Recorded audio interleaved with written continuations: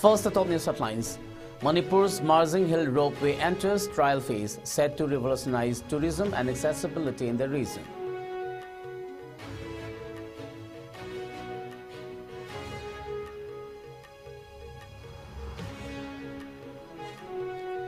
Political activist Sapamcha Kanglipal cautions governor of erosion of trust if missing youth Mukesh not found as joint search operation continues.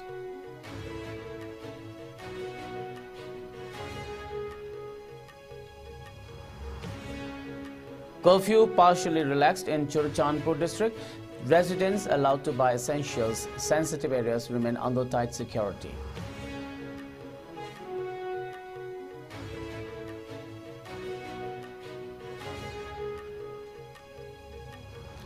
Police arrest a UG cadre in Bishnupur, seize demand letters targeting 38 schools while crackdown on militant activities intensifies.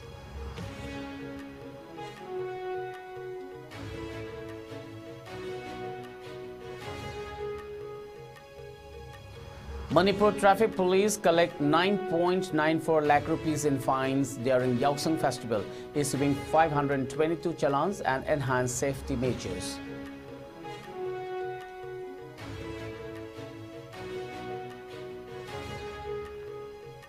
And India moves toward a Naxal-free nation by March next year.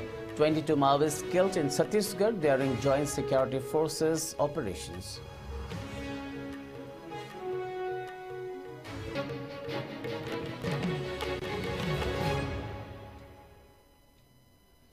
A very good evening. You are watching ICE Prime Time English News. This is Suraj Khongban Tabam giving you the news. Now the news in detail. Manipur's long-awaited Marzing Hill ropeway has officially entered its trial phase, marking a historic milestone for the region. Former Chief Minister N. Biren Singh shared the news on his social media, calling it history in the making. He highlighted that the ropeway will connect the Ibudho Marzing Polo Complex to the foothill, offering a breathtaking ride that promises to enhance tourism, accessibility and the cultural heritage of the area. The project, which is expected to be a game changer for the state's tourism industry, will provide an unprecedented way to experience the beauty of Marzing Hill. The trial runs are seen as a significant step toward the completion of this landmark development. And Biren Singh also uploaded a video of the trial runs on his social media handle, showcasing the progress of the project and generating excitement among the public. The ropeway aims to offer visitors a unique and scenic experience, bringing a new web of opportunities for both locals and tourists alike.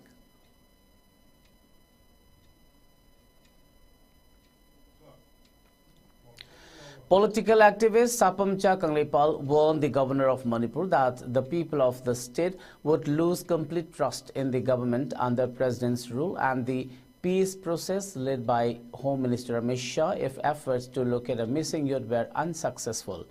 The youth, identified as Mukesh, was last traced to the Kukijau inhabited Zauzangtek area in Churachandpur district.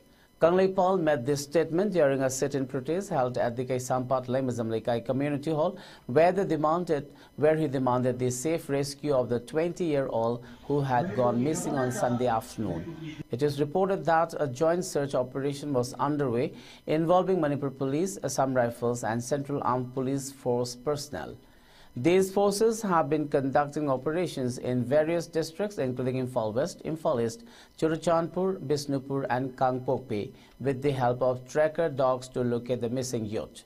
Mukesh, a resident of Kaisampat Lemazamlika in Imphal West, had been reported missing after he drove towards Churachandpur, a tribal-dominated district, on Sunday afternoon. His family members had filed a missing person report at the Imphal police station that same day. The police and security forces continue their extensive search efforts, focusing on areas suspected to be linked to Mukesh's disappearance. Kanglipal also announced that people from his Lamlai constituency are ready to offer full support to the Joint Action Committee JAC dedicated to the search for the missing youth. Manipur ki governor da, Manipur ki DC da, lady ba maya singa, ay koi Maitei singi hasa basa, naman bigo, kung si man kriba nang sa, ꯂꯩꯔꯤꯕ president ꯔꯨꯜꯁꯤꯕꯨ ꯀꯩꯅꯣ ꯇꯧꯔꯤꯕ ꯑꯩꯈꯣꯏꯒꯤ ꯒꯕꯔꯅꯔꯅ DCPꯅ ꯑꯉꯥꯡ ꯑꯁꯤꯕꯨ ꯄꯨꯊꯣꯛꯄꯤꯔꯛꯑꯀꯥꯟꯗ ꯃꯩꯇꯩ ꯃꯤꯌꯥꯝꯒꯤ ꯊꯥꯖꯕꯁꯦ ꯑꯃꯨꯛ ꯍꯟꯅ ꯊꯝꯍꯟꯕꯤꯌꯨ ꯀꯔꯤꯒꯨꯝꯕ ꯍꯟꯗꯛꯀꯤ ꯃꯇꯥꯡꯁꯤꯗꯩꯗꯁꯨ ꯑꯉꯥꯡꯁꯦ ꯊꯤꯕ ꯐꯪꯗ꯭ꯔꯕ ꯑꯗꯨ ꯑꯣꯏꯔꯒꯗꯤ ꯃꯅꯤꯄꯨꯔ ꯃꯤꯌꯥꯝꯅ ꯒꯕꯔꯅꯔꯗ ꯊꯝꯕꯤꯕ ꯊꯥꯖꯕꯁꯦ यूनियन होम मिनिस्टर का थमीबा थाजबसे लेना का थमीबा थाजबसे मसी मान रकागा मधुगी मधुगी करी थोलकदगे हैबरो मधु हनामदे कशु तंबना मो अदुन न्यामि थाजबसे मान नरबा लेरिबा गवर्नरना होटली हैबो तमसे ma'am थंबली. The curfew in Manipur's Churachandpur district has been partially lifted following recent inter-tribal clashes that escalated tensions in the region. According to the district administration, residents, particularly in Churachandpur town, are now allowed to procure essential items and services between 7 a.m. and 4:30 p.m. on Thursday. However, sensitive areas such as Kangbai, Samulamlal and Sangai Court subdivisions remain under strict curfew due to continued security concerns.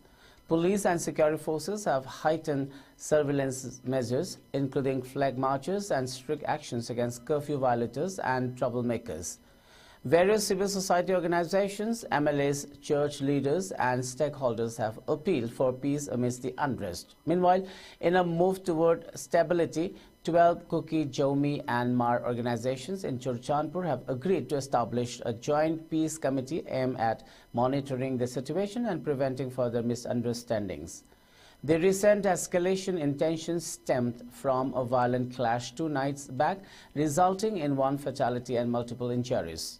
Authorities remain on high alert as efforts continue to stabilize this district and prevent further outbreaks of violence. The core committee of editors of Churachandpur district-based daily newspapers has strongly condemned the destruction of the signboard of Zongam Today newspaper and the reported obstruction of agents distributing Aimi Times amid the prevailing unrest in the district. In a joint statement, editors of 6 local newspapers demanded a formal apology from those responsible. They urge individuals to refrain from harassing or disrupting media houses, hawkers and reporters who were carrying out their duties to provide information to the public, expressing solidarity with the Jongam team today. The editors called on authorities to ensure the safety and security of media personnel. They further appealed to all parties to respect press freedom and allow journalists to work without intimidation. Meanwhile, the Manipur Hills Journalists Union also denounced the act of vandalism against Jongam Today, which was allegedly carried out by unidentified miscreants amidst the volatile situation in Churachandpur. The union urged the government to take necessary action against those involved. MHJU President Peter Adani, in a statement, reaffirmed the union's solidarity with Jongam Today and other media professionals working in difficult conditions. He condemned any form of violence targeting journalists, emphasizing their role in keeping the public informed. The union also called on all communities involved in the ongoing crisis to abstain from further violence and contribute to the restoration of peace and normalcy. Reiterating its support for any initiatives aimed at resolving the conflict, MHJU appealed to individuals and groups to immediately cease acts of intimidation and harassment against media houses, distributors and reporters. This statement further emphasized the need to uphold press freedom and protect media professionals working tirelessly for the public good. Security forces have intensified search operations and area domination in the fringe and vulnerable areas of Manipur's hill and valley districts, leading to the arrest of 5 individuals, including cadres of different militant outfits. Among those apprehended was an active member of the KCP City Meitei, identified as Kumukcham Ibomcha Singh, also known as Thabung Ton, a 47-year-old resident of Irengbam Mayalika in Bishnupur district. 2 other individuals, Yumnam Prem Kumar Singh, aged 42 years, and Yumnam Anand Kumar Singh, aged 36, both originally from Thingkang Phai village, Churachandpur, were also detained while residing in Irengbam under Nambol police station. During the operation, security personnel recovered a cache of arms and equipment from their possession, including an M20 pistol with a magazine, multiple rounds of 9mm and 7.62mm ammunition, 3 Boifeng wireless sets, and a charger. In another operation in Technopol district, authorities arrested a 27-year-old cadre of the Pre-Park Pro, identified as Laishram Tomba Singh from Wangxing, Thobal district, and a 33-year-old member of the KYKL, and another Yumnam Roshan Meitei from Wabagai, Yangbi Mamang in Kaching district. The arrests were met near border pillar number 76 on the Indian side. A significant quantity of arms and ammunition was recovered from them, including a 5.56mm light machine gun with 3 magazines and a drum, an AK-56 rifle with 2 magazines, over 300 rounds of assorted ammunition, a Motorola communication set with a charger, a bayonet, combat dress, rifle slings, ammunition pouches, and jungle shoes. Authorities have stated that the crackdown on militant activities will continue as part of efforts to curb insurgency and maintain law and order in the state.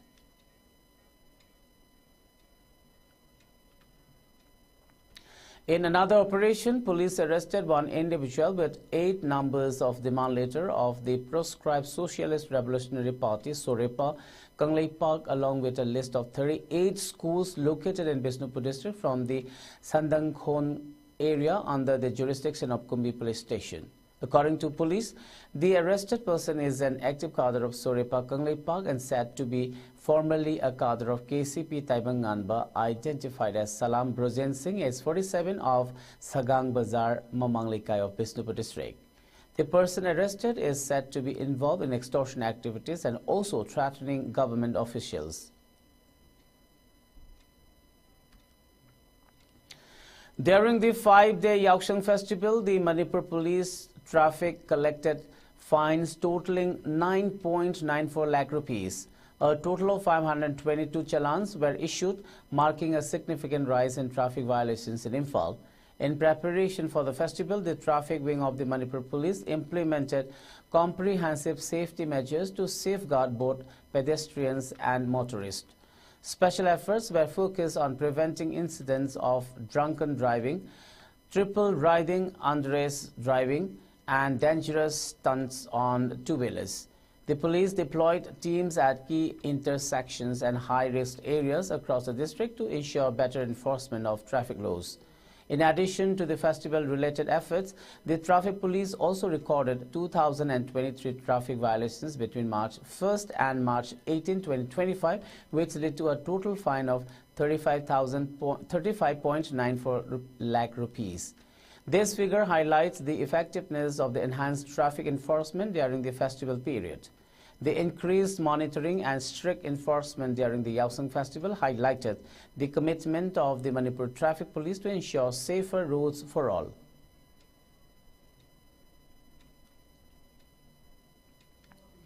As the Bihar general elections approach, expected to be held in October or November this year, along with other upcoming state elections, the All India Congress Committee has declared 2025 as a year of organization for the Congress Party. This initiative marks a significant reorganization effort aimed at strengthening the party's grassroots network ahead of the crucial polls. In line with this strategy, the Manipur Pradesh Congress Committee MPCC has ramped up its involvement in national-level discussions. MPCC President K. Meghachandra announced that 14 district presidents from the party will depart from Imphal on March 27 to attend a crucial meeting convened by AICC President Mallikarjun Kharge in New Delhi. The meeting is expected to focus on election strategies, organizational reconstructuring, and mobilization efforts to boost the party's presence in Bihar and across the country. Meghachandra also shared that the Congress will hold an extended Congress Working Committee meeting in Ahmedabad from April 8, which will last for 3 days. This significant gathering will be attended by all state Congress presidents and Congress chief ministers, underscoring the party's commitment to reinforcing leadership and unity ahead of the elections. Additionally, Meghachandra welcomed the proposed visit of 6 Supreme Court judges to Manipur, expressing hope that their intervention would lead to a lasting resolution of the ongoing crisis in the state. He called for swift action in resettling internally displaced persons and emphasized the importance of prioritizing peace and rehabilitation efforts.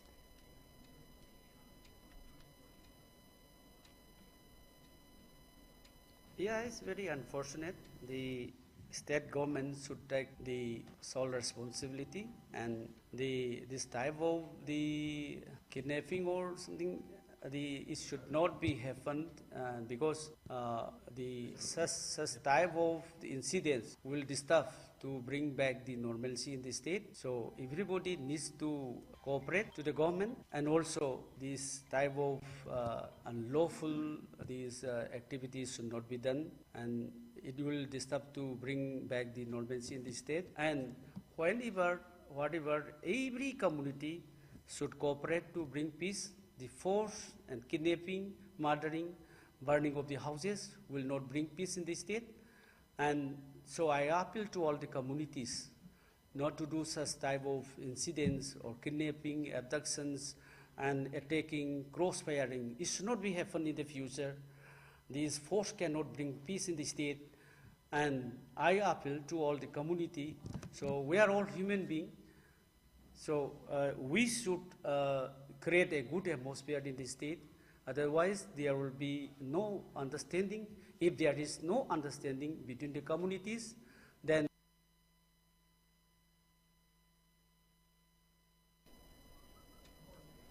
the Manipur State Commission for Women MSCW, in collaboration with the All Tribal Disabilities Union, Wheelchair Basketball Association and Deaf Welfare Organization, organized a celebration and consultation on the ground situation and conditions of women with disabilities at the Manipur Press Club, Mizorkul, in honor of International Women's Day.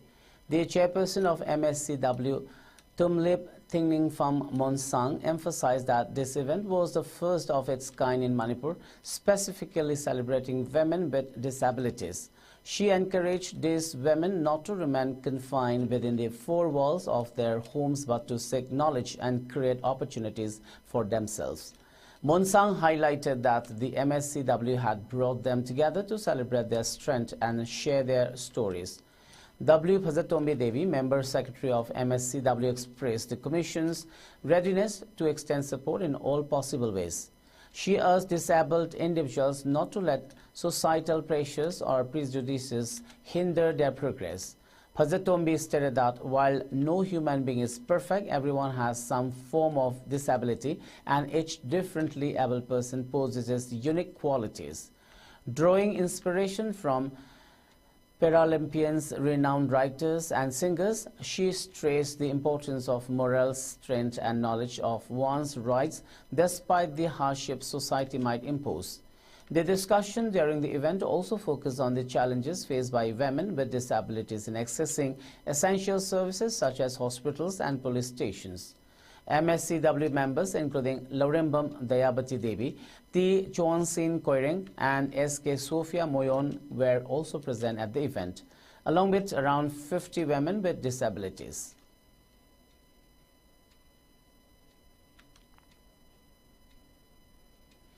A wall of work workshop was held today at Malom Megha High School, marking a significant step under the Pradhan Mantri Schools for Rising India scheme.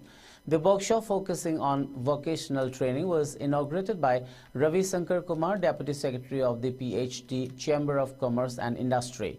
The event was organized with the support of the Ministry of Education and was part of a series of workshops aimed at enhancing skill development across various states.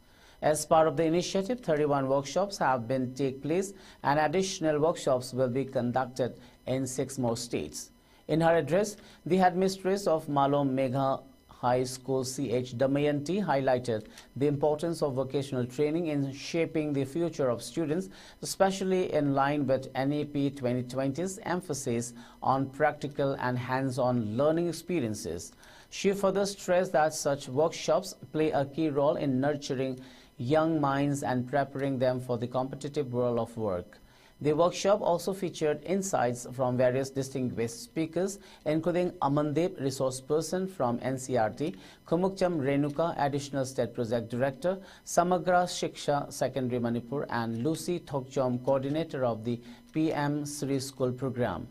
K. Bimol Chand, Zonal Education Officer of Wangoi, was also present, adding valuable input on the importance of skill development initiatives in the region.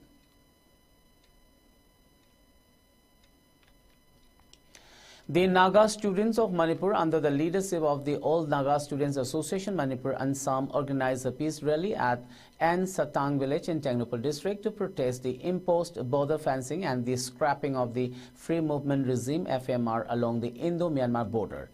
The rally, titled People's Movement Against Scrapping of FMR and Imposed Border Fencing in Naga Homeland, saw the participation of 19 Naga student bodies from across Manipur, all of which are federated under Ansam.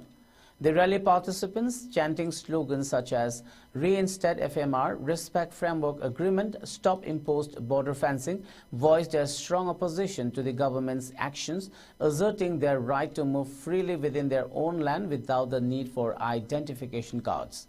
In his presidential speech, T.H. Angte Shang, president of Ansam, highlighted the division of Nagas by an imaginary line drawn by the Indian government, questioning whether it was right for the Nagas to show ID or Aadhaar cards to prove their identity when entering their own land. He emphasized that the rally was part of a broad border movement to urge the Indian government to respect the framework agreement signed with the Naga people.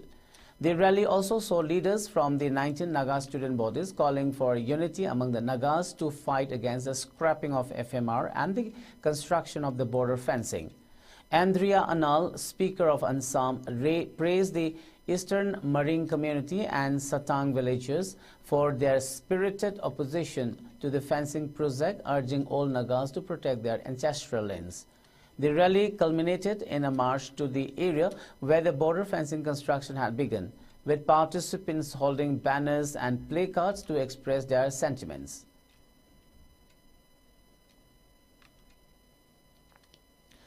In less than a month since assuming office as the 26th Chief Election Commissioner CEC of India, Gyanesh Kumar, alongside Election Commissioner Dr. Sukhbir Singh Sandhu and Dr. Vivek Joshi, has set the Election Commission of India (ECI) on a strong path to enhance voter participation and improve the overall voting experience. The Commission has emphasized involving political parties at the grassroots level, recognizing them as key stakeholders in the electoral process. The ECI reaffirmed the importance of nearly 100 crore electors who are seen as the foundation of India's democracy. It announced plans to remove duplicate entries in the EPIC numbers across the country within 3 months. Regular updates to the voter list will be strengthened in collaboration with birth and death registration authorities. The ECI clarified that any changes to the electoral list, including inclusions or deletions, must go through the legal appeal process as per the Representation of People Act 1950. To ensure a smooth voting process, the Commission has set a target of limiting polling stations to 1,200 electors, with stations located within 2 kilometers of voters. Rural stations will be provided basic facilities, and urban areas with high-rise buildings will have polling stations within their premises. A 2-day conference in March 2025 gathered all CEOs, DEOs and EROs from across the country to energize the election machinery. The Commission also invited political parties to submit suggestions on election-related matters by April 30, 2025, ensuring continued dialogue and collaboration for transparent and participatory elections.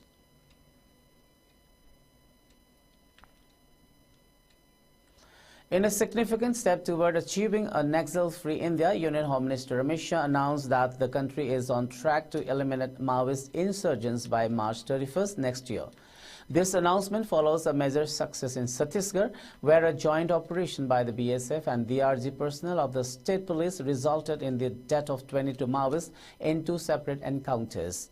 The first encounter occurred in Bijapur district, where 18 Maoists were killed and a police jawan lost his life in the firefight. The second took place in Kankar district, where 4 more Maoists were gunned down.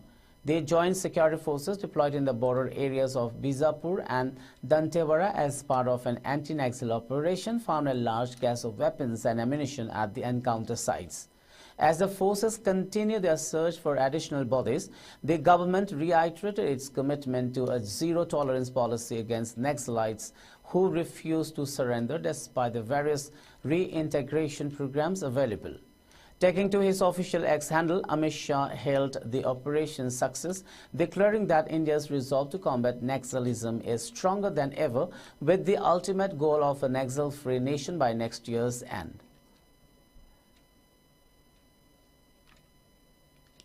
At least 71 Palestinians, including women and children, were killed in Israeli airstrikes during pre-dawn attacks which targeted both northern and southern Gaza. This latest web of violence brings the Gaza Health Ministry's death toll to approximately 436 Palestinians, including 183 children, since the ceasefire was broken just 2 days ago. Israeli ground troops have reportedly joined the assault on Gaza as Israel's Prime Minister Benjamin Netanyahu signaled that a larger and stronger front would soon be launched in the occupied West Bank in addition to the ongoing military operations in Gaza. The Gaza Health Ministry now reports over 49,500 confirmed deaths and more than 1.12 lakh injuries due to Israel's military actions since the beginning of the conflict. Gaza's government media office has updated the death toll to more than 61,700, with many others presumed dead under the rubble as thousands remain missing. The violence follows the October 7, 2023 Hamas-led attacks in Israel, which killed at least 1,139 Israelis and led to the capture of over 200 people. The situation continues to escalate with no immediate signs of de-escalation as both sides intensify their military operations.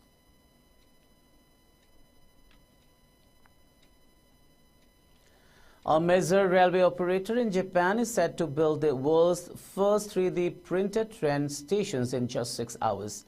The new Hatsushima station will replace a weathered wooden structure with a modern single-story building made of reinforced concrete. It will be located in the southern prefecture of Wakayama, 60 miles south of Osaka. West Japan Railways (JR West) said in a statement last week. The new station will be a little less than 10 square meter reinforced concrete construction. It will be 2.6 meters in height, 6.3 meters in width, and 2.1 meters in depth. Images of Arida City's famous oranges and Takio fish will adorn the walls as homage to the local life. This structure will be created using a high-tech 3D printer, which will print the key building components, including the foundation. Once printed, the parts will be filled with concrete and delivered to the station site. On-site workers will use a crane to assemble and join the building parts.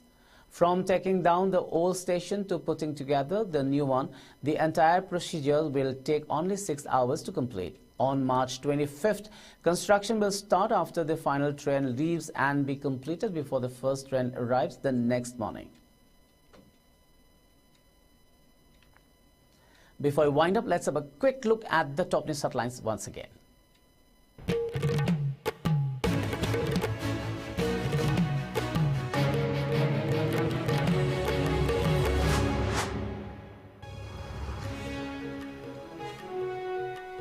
Manipur's Marsing Hill ropeway enters trial phase, set to revolutionize tourism and accessibility in the region.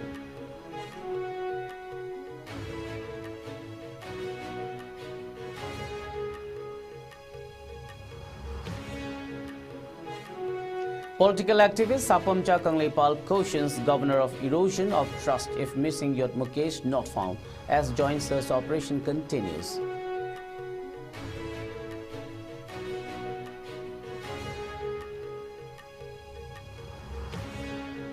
Curfew partially relaxed in Churchandpur district. Residents allowed to buy essentials. Sensitive areas remain under tight security.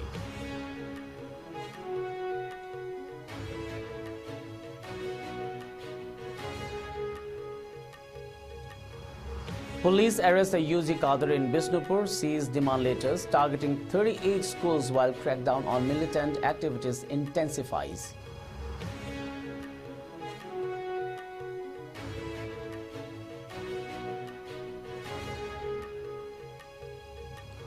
Manipur Traffic Police collect 9.94 lakh rupees in fines during Yausang Festival, issuing 522 challans and enhanced safety measures.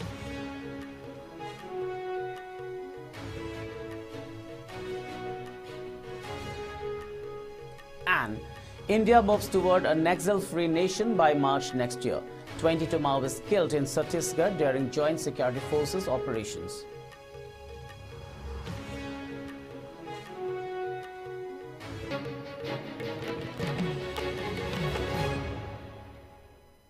Well, that's all for now. Keep watching IS News and good night.